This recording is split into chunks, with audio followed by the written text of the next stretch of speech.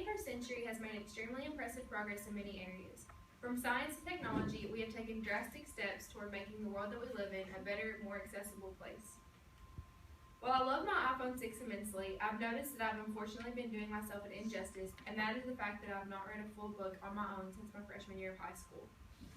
While that may not seem like a big deal, I've been robbing my mind of new knowledge and vocabulary that I deserve to know and to take the opportunity to know.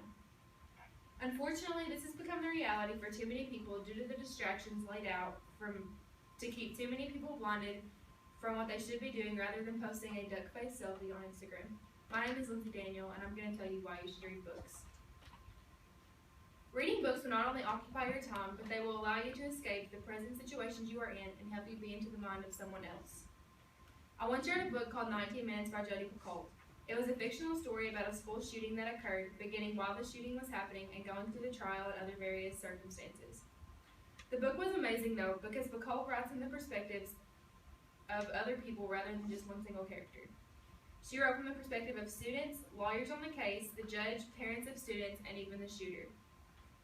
While it did not make me view something as serious and tragic as a school shooting any less significant and impactful, it certainly made me see things from a completely different perspective and realize that everything is not as it seems.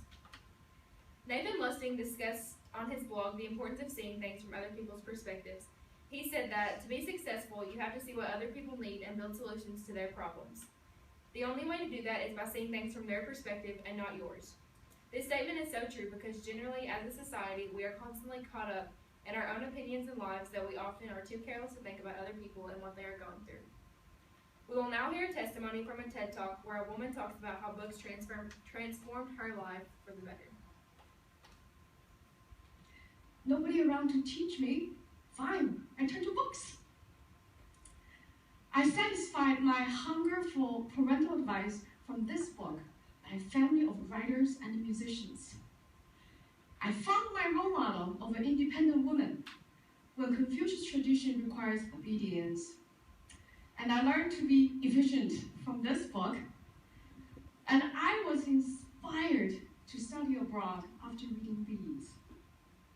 I came to US in 1995. So which books did I read here first?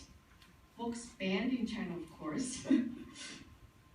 The Good Earth is about Chinese peasant life. That's just not convenient for propaganda. Got it.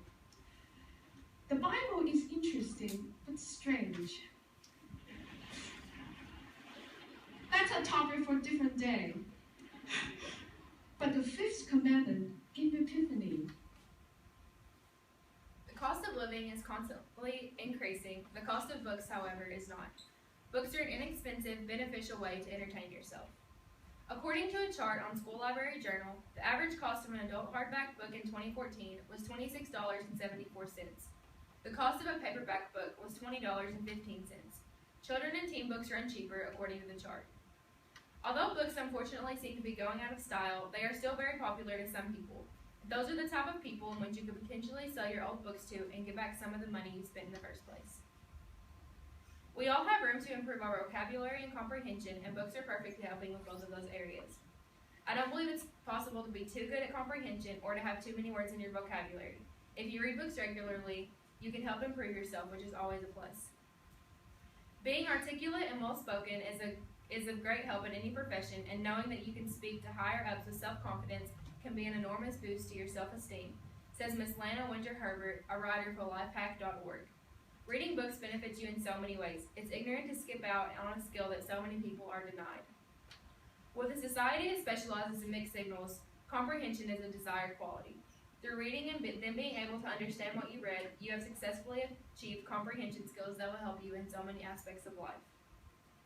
Reading books is something that I could preach about for 7 months straight, and people would still manage to tone me out while playing Angry Birds on their phone. However, if you choose not to read, the only person you are affecting is yourself. You are doing yourself a selfish injustice and not appreciating the rights and abilities that you have been given. There are countries in which particular books are forbidden, yet as Americans, we have the right to read what we want, when we want, and for the majority, where we want.